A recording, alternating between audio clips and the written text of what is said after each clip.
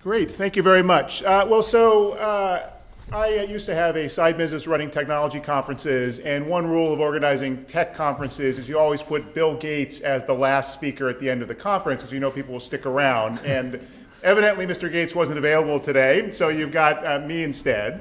But I'm going to try to give you a broader perspective, hopefully to close out the day of the presentations. I work on issues related to blockchain, not just in financial services, but across industries. And I want to talk about some of the fundamental conceptual interfaces between blockchain and law, which are very relevant to everything we've been talking about today. So, starting point, and this should be familiar for this audience, is take a bunch of tokens, and here I just put up here a 10-pound note, some shares of stock in a company, some theater tickets.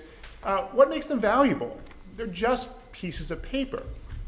Well, of course, they're tokens, and the value comes in the belief that they are representative of something, that you can have some level of confidence and expectation that you're entitled to something of value. And that implies a degree of trust. It implies either trust in some sort of institution, and that might be ultimately the British government standing behind the currency. That might be belief in some private set of institutions, whether that's the company or the exchange or something else. Or it might be some belief in the counterparty. So if someone walks up to you and says, I'll sell you these theater tickets for £400, you might want to know something about that person. Or you get an email saying it's from a Nigerian prince saying you need to wire some money somewhere. You might want to know who that person is before you have a degree of trust to engage in that transaction. And so the big question is whether it's possible to create trust without either belief in some institution or some sort of interpersonal relationship. And obviously we're here talking about blockchain because the answer is yes. And Bitcoin is a great existence proof for this fact. This is a slightly out-of-date chart. I don't know, some of you may be old enough to remember back when Bitcoin was only at 1,700 US dollars, about 2 weeks ago. But even if you abstract out the level of speculation, the bubble that seems to be going on in Bitcoin pricing, this is a 5-year chart. Clearly, over an extended period of time, a lot of sophisticated people around the world are willing to believe and act on a belief that this digital virtual currency, based on nothing but basically this paper put out by someone or some group of people in 2008, creates the foundations for treating that as something of value. So we have an existence proof. But the question is, well, what does that really mean? What is the nature of that trust that's being generated by the blockchain? And the interesting thing is this is happening at a time when trust is eroding all over the world. So you may not be able to read this. This is a quote from the Edelman Group, a major global public relations firm. They do a study of trust that they release every year at the World Economic Forum in Davos. They've been doing it since 2001. The trust study this year found that trust was eroding across the board. They'd never seen this before. Trust in government, trust in corporation, trust in NGOs, trust in the media, all dropping. And of course, I don't really need to tell you that. I'm here as an emissary from the land of Trump, coming here to the land of Brexit. We all know that there's something going on where trust is failing all throughout society, and yet people are willing to trust this seemingly crazy idea of a fully distributed blockchain. So what's going on? Fundamentally, there are two traditional mechanisms of generating trust in society, what I call trust architectures.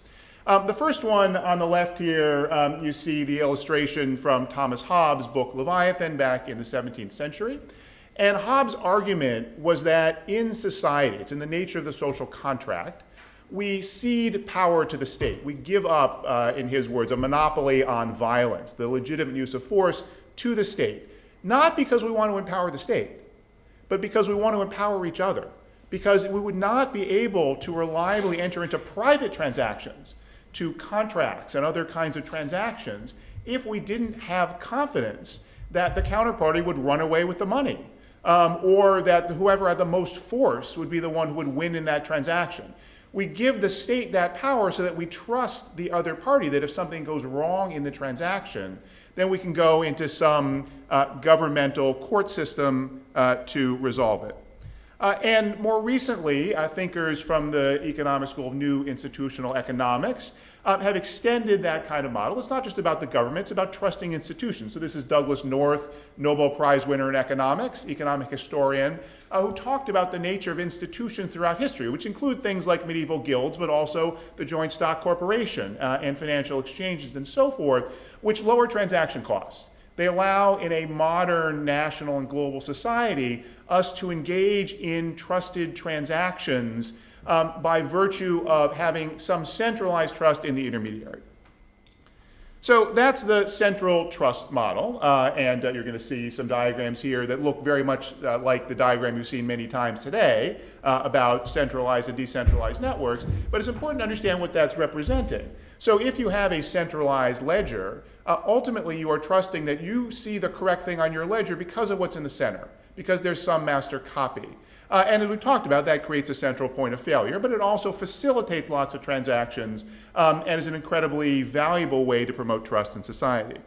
There is, though, a second mode of promoting trust. It's a little bit dark on the screen there, but on the right is Elinor Ostrom, also Nobel laureate in economics. And she and a number of other scholars articulated the kind of trust that emerges from networks of people building up from interpersonal relationships, shared norms, and governance mechanisms, trust around a common system. It's not always true that if there is a shared commons and there's not legal regulation, things like property rights enforced by law, that there's always a tragedy of the commons. It turns out in the real world that often doesn't happen. And it doesn't happen because there is interpersonal trust, because people build up trust with each other. Typically they're in communities that have some shared norms. And there are recourse mechanisms within that community. They may not be legal, formal recourse mechanisms, but ostracization from the community is a big enough threat that in lots and lots of scenarios around the world, it turns out if there are well-defined and working governance mechanisms, that promotes trust.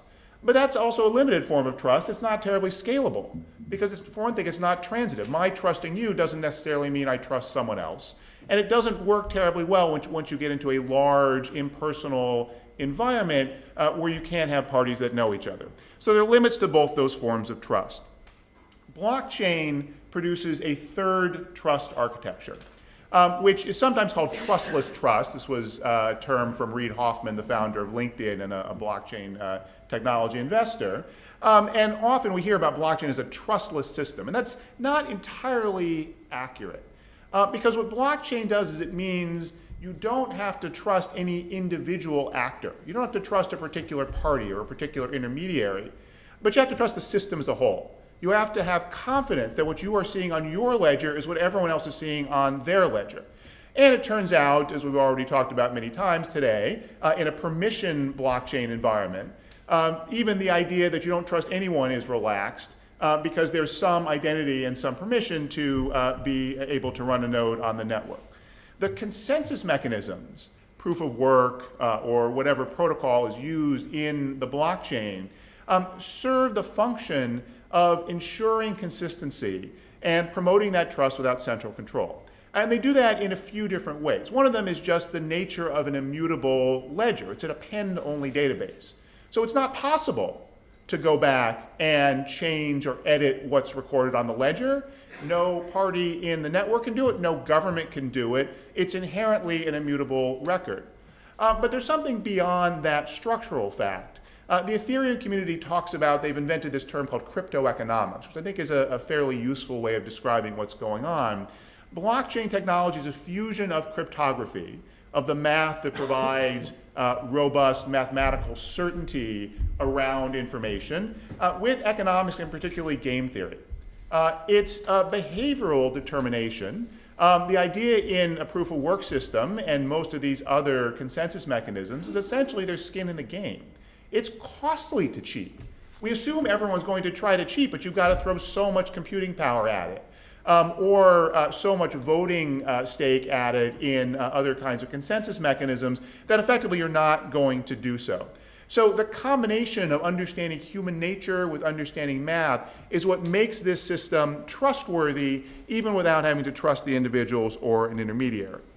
And I'm sorry, it looks like this got cut off here when the font's translated. But the question was asked a few times, especially right before lunch, a very important question, which always needs to get asked with blockchain systems, of why do we need this? What are we doing with a distributed ledger that we couldn't just do with a traditional kind of database system?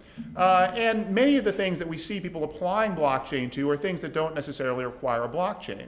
Well, there are two fundamental reasons why we might want to use this new trustless form of trust. One of them is there's some failure in the centralization. And part of that has to do with single points of failure, that it's a security risk when you're depending on any one entity that's going to be attacked or that's too empowered in the system. But there are a number of other reasons why that might be problematic. The initial impetus for Bitcoin was concern about the state. Was a libertarian view that there is an inherent problem in having state-issued fiat currency, and this came out of the financial crisis. That's one perspective, but it's not a necessary perspective to believe that there's flaws in having a central entity with too much power. A second case is where there isn't a functional rule of law, and this is not typically a problem in jurisdictions like the ones we're mostly talking about here, but there are many places in the world, and especially once you go beyond financial services to talk about things like land titles or humanitarian assistance and so forth, where the rule of law simply does not hold, and you can't depend on taking something into court and enforcing it in a legal system. So then a distributed trustless trust system might provide an alternative. But there are a number of other situations, even if we don't assume that, where this makes a lot of sense. Many situations that involve too much fragmentation or too much border crossing. So it's simply not possible to put everything on one centralized system. We've heard just now about international kinds of issues and lots of difficulties in mapping any kind of system across borders. We have different legal systems. This is particularly true in one of the other major application classes for blockchain, which is supply chain applications. Companies managing global supply chains, they have relationships with providers and intermediaries all throughout the world, and it's simply not feasible, even for very large global multinational companies, to say everyone in the world needs to get on our one platform. Part of that is the fragmentation, but part of that is the fact that as you spread these networks, you tend to get situations where you have, for example, multiple competitors on the same network. And those competitors are not wanting to give up control to each other. They don't want their competitor to be the one running the network. They want to have some situation where they're not foregoing that level of control, but not necessarily foregoing the control to one central intermediary, which then has its own power. Or there are situations where simply having one party in the middle, simply giving essentially monopoly powers, the question was asked at the end of the last panel, giving monopoly power to any intermediary necessarily causes it to behave like a monopolist. And economic theory tells you that once you have a monopolist, innovation tends to slow down. It's not in their interest to promote innovation and necessarily, in many cases, efficiency of the marketplace, because they want to preserve their own position. And that's not anything inherently evil. It's just in the nature of their role within the ecosystem. So the possibility of getting away from that centralized power to something distributed can overcome that. The second dimension is that there are situations where having one platform creates inherent efficiencies. And we've heard a lot about this already. Having a system where you don't have to do settlement or reconciliation potentially leads to efficiency, avoids possibility of errors, and creates situations where there can be a limitation of the delay involved. In addition, the possibility of having one platform allows more easily for automation in the form of smart contracts. Of course, it's possible to do a smart contract without some kind of standardized or ledger system, but it's much easier to run code across a common substrate. So having one distributed ledger platform that all the transactions are on facilitates the benefits of automation through smart contracts. And finally, it allows for visibility. Which can allow the parties in the network to audit the system or potentially allow regulators to audit the system. So the kinds of applications that can benefit from any of these different advantages are the ones where distributed ledger makes sense and where traditional database technology can't necessarily provide the same advantages. So what does this mean for law? I'm a legal scholar and coming at this thinking about, well, is there still a role for lawyers and for the legal system, and it turns out that there is. The first point to make here, we've heard the invocation of Lawrence Lessig's famous concept that code is law. Lessig, I always feel the need to defend Larry, he's a friend of mine, but Lessig was not saying code eliminates law, code substitutes for law, code makes law irrelevant. Lessig was saying code can act as another form of law. And by the way, he also said markets and norms can also act as a form of law. And we need to compare these different governance or regulatory structures because they all have advantages and disadvantages. There's some real benefits of the law which are preferable to code as a regulator. One of the more obvious ones is the rigidity of code, the kinds of issues that we heard in the smart contracts discussion, that computers are not necessarily smart enough to be adaptable in the way that humans can be, but there are certain advantages of using computer code over law. The key in understanding blockchain is that blockchain is a kind of governance institution. So there's a whole set of issues about regulating blockchains and regulating blockchain transactions. But the key is how do the blockchains actually execute and fulfill a governance role? And it turns out, again, even though this is theoretically a trustless system, you have to trust the code and the developers of that code. And you have to trust, to some degree, collectively, the verification nodes. And that can break down. So the example of the DAO last year, this distributed crowdfunding platform built on Ethereum that was hacked. And the Ethereum network wasn't hacked. The security was intact in Ethereum. Someone figured out an exploit to run a smart contract that was a valid smart contract. But the smart contract essentially transferred a third of the ether in the DAO, at that time about $60 million, now it'll be worth about $800 million at current prices, into their own private account. And the point is, from the perspective of the system, perfectly legitimate transaction. The computers had no way to understand intent. Any human looking at that said, that's a thief. We know what they're doing. They are stealing. It was transparently obvious. But the system, the technology, couldn't understand that. And so Ethereum then had to hard fork, ultimately, the entire Ethereum platform in order to unwind those transactions. So we always wind up running into this question of subjectivity and intent, which is the things that humans are much better at than computers. And fundamentally, what we're looking at here is the value of some sort of post hoc system.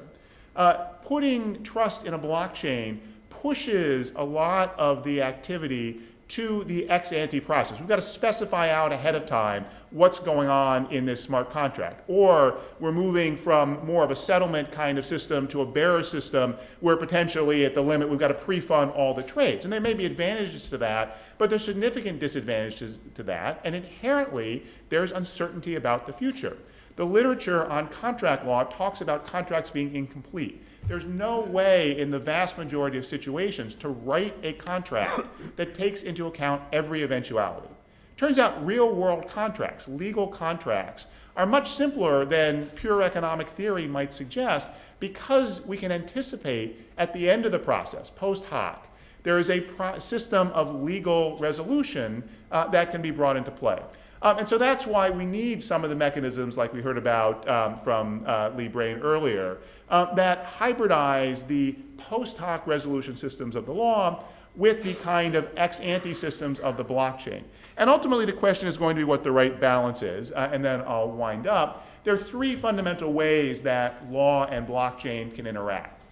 Most of what we're talking about here is in the first category, situations where the legal system is basically functional, but we can massively improve efficiency and other benefits by using distributed ledger technologies, but there's a bunch of hard problems to work through on how to map the existing legal regimes onto the new technology. The next two categories are more speculative but more significant, in particular outside of financial services, situations where there's a gap in the legal system, where the legal system doesn't work particularly well. We have this a lot in cases of intellectual property and lots of other legal processes where they're just not terribly effective, and blockchain can potentially fill in the gap. And then at the other end, there are situations where there isn't a functioning legal system, and most of these today are situations like the developing world where there isn't predominantly a rule of law, but there's a broader scope of situations where law does not go today, and those are the situations where blockchain potentially can fill in the gaps. So I'll leave you with a final quote from Mark Benioff, the CEO of Salesforce.com. He says the digital revolution, which is of course what's transformed the world over the past few decades, needs something else. What it needs is a trust revolution. And blockchain potentially provides that, but only if we're willing to implement it in a way that understands the meaning of trust and what's necessary to effectuate it. Thanks very much.